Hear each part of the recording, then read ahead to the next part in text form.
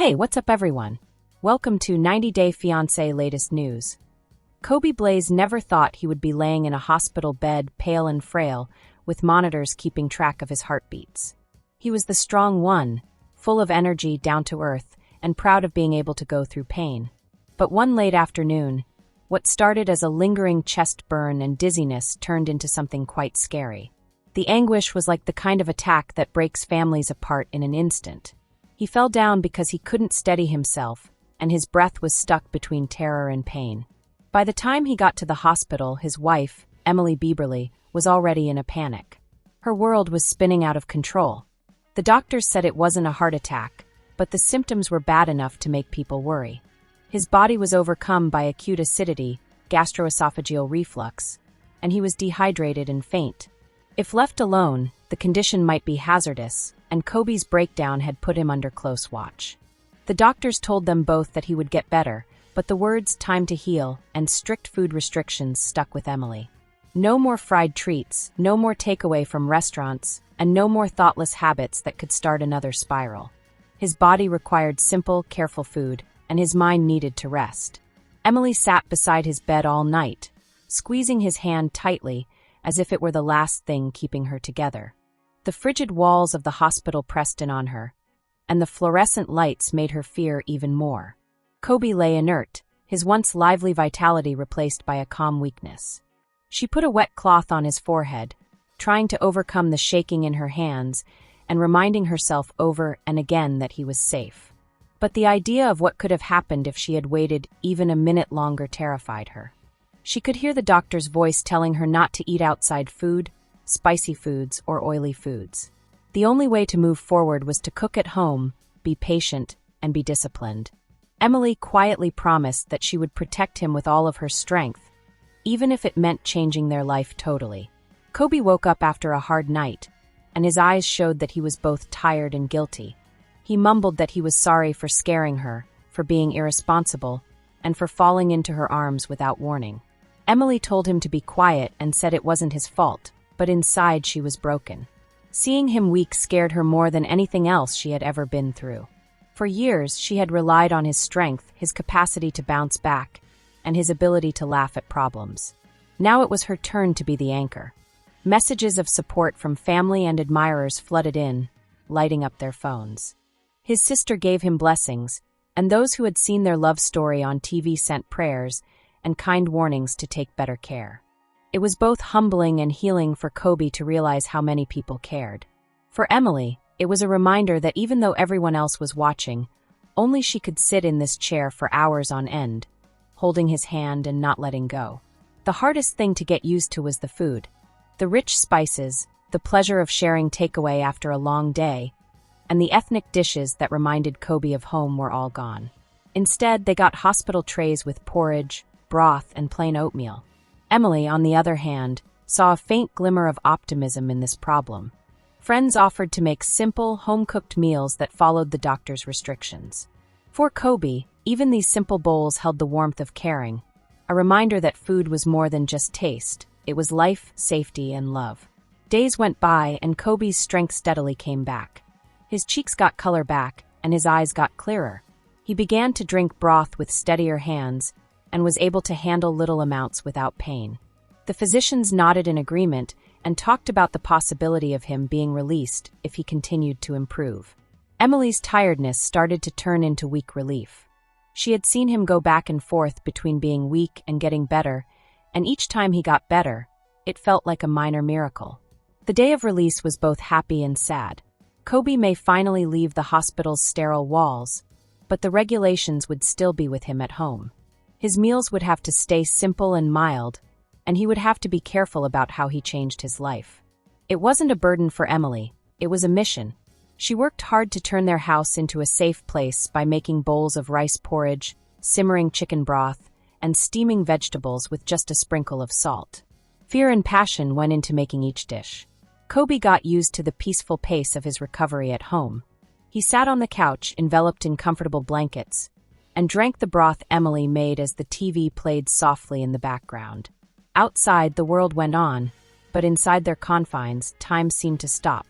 He wasn't strong enough to go back to his normal life yet, But he was alive, and that was enough for Emily to be thankful. When it was quiet at night, she would lean toward him and rest her head on his shoulder, feeling the steady beat of his breathing. Kobe thought about what had happened a lot. He realized that strength might be weak, and that one foolish choice could drive the body past its limitations. He thought about the bad habits he had had for years, like eating hot food late at night, getting fatty takeout from restaurants, and the little things he had let slide that built up. And he thought about how quickly everything had been taken away by a single scary collapse. But he discovered clarity in that weakness. He understood how much Emily's love held him up, how her restless nights and steady hands brought him back to life. Emily also felt different. She saw both the man she loved and how weak the human body is in him. She promised herself that she would protect him ferociously, not just as his wife, but also as his protector. She would learn new dishes, change their lives, give up ease for safety, and carry the burden of being watchful without hesitation. Her love had always been strong, but now it was different. It was fueled by fear yet guided by devotion. Kobe got stronger as the weeks went by. He started walking around the house without becoming tired too quickly, and he started laughing again in short bursts. Emily kept making safe meals, and each one was a sign of how much she wanted him to be better. They worked together to find a balance between dread and hope, and between being weak and strong. The smell of oats or rice porridge in the morning was a subtle reminder that healing was a gradual, patient process. At night, they sat close together on the couch and spoke about the future, picturing the days when Kobe would be himself again. Their lives had been turned upside down, but in the silence that followed, they found something deeper.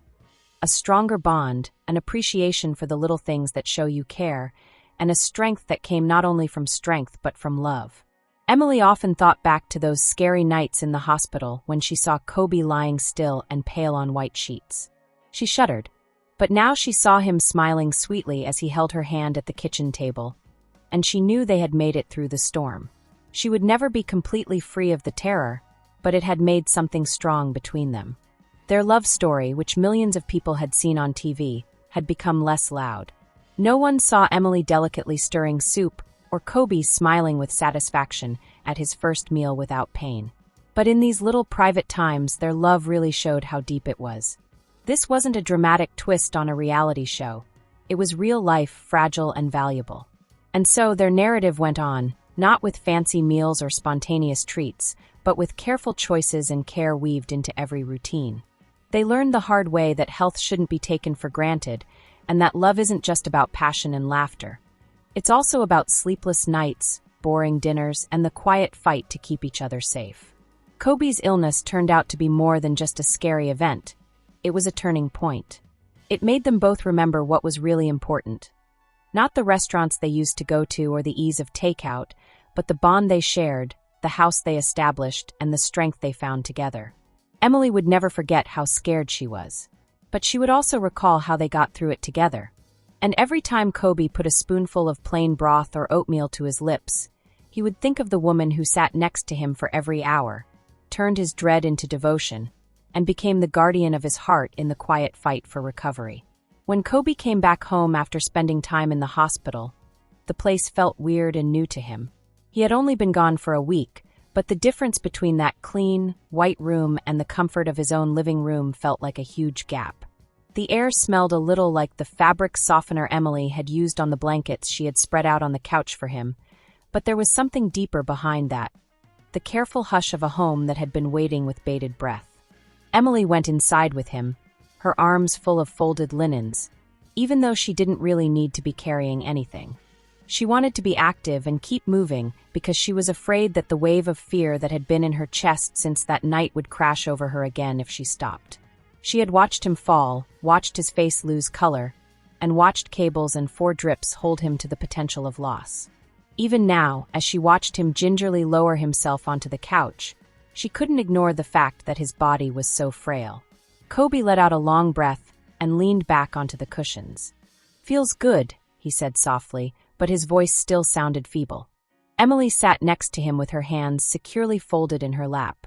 She wanted to believe him and accept his promise that going home meant safety. But she could still hear the doctor's warning in her head. "He'll get better, but slowly. No food from outside. No treats. Meals that are boring. Take a break. Watchfulness. It wasn't just counsel, it felt like a rule. Emily made a modest supper for her first night at home. A pot of chicken broth with a handful of rice that she let simmer until it almost melted. She carefully poured it into a bowl, and the steam curled up into her face as she put it down in front of him. Kobe stared at it and laughed quietly. "This is love," he replied, raising the spoon with shaky hands. "It's not spicy," Emily said, as if he may be let down. He smiled softly and said, "That's why it's love," before sampling the broth. She paid attention to every action he made, like how he swallowed, how his throat clenched, and how his body reacted. She couldn't relax until he leaned back and murmured, "This is better than the food at the hospital. It feels like home here, at least." Emily let out a breath she didn't know she was holding. That night, though, Emily stayed up in the armchair across from Kobe, who had fallen asleep on the couch with a blanket pulled up to his chin. She could hear his breathing get louder and softer, the refrigerator's low hum, and the clock on the wall ticking. The quiet should have made her feel better, yet it made her feel tense.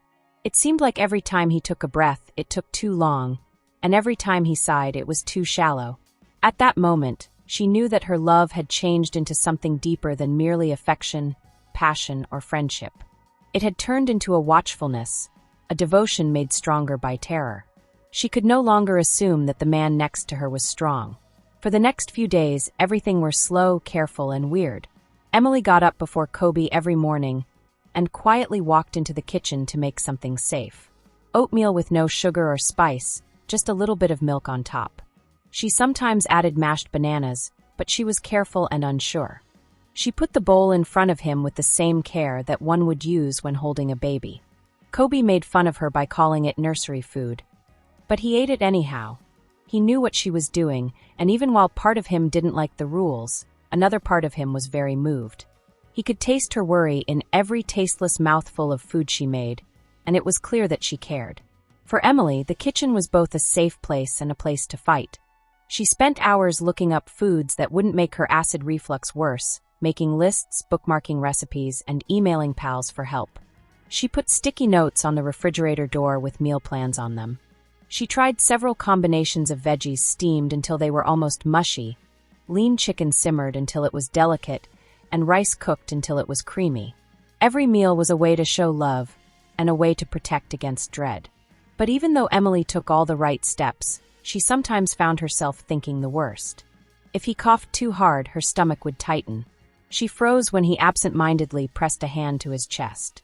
Even when she laughed, it shocked her because it reminded her of how weak his body had felt in the hospital bed. Kobe saw that she was scared, but he tried not to make a big deal out of it. Instead, he relied on little things that made him feel better. He would reach across the table for her hand, grip it, and say, "Still here." He would draw her into his arms on the couch and let her rest against him, even though he was still in pain. He realized that she had been carrying the burden of his illness in ways he couldn't completely perceive. Their evenings became quiet times of being together. They sat together in the gentle light of the TV, not always watching, but frequently just listening to each other. Emily wasn't paying attention to the shows. Instead, she was listening to the steady pattern of his breathing, as if each breath affirmed that he was still alive. At those times, she felt so thankful that it hurt. Thankful for the chance to sit next to him, hear his voice, plan meals, fold blankets, and chuckle silently at his gentle teasing. Thankful for the everyday things that used to appear so boring, but suddenly had a lot of meaning. But underneath the thankfulness was still tiredness. Emily's terror was like a shadow that followed her about. Sometimes, after Kobe was asleep, she would cry quietly into her pillow. She cried because she was scared of losing him, because she suddenly had to take on a lot of responsibility, and because she knew that love meant always being vulnerable. But as the sun came up and Kobe woke up, she dried her tears, made tea, and made breakfast with firm hands. Love needed more than just kindness. It needed strength. She was resolved to be strong enough for both of them. This gossip is over. If you liked the video, then give your opinion in the comment box and stay with us by subscribing the channel. Thank you.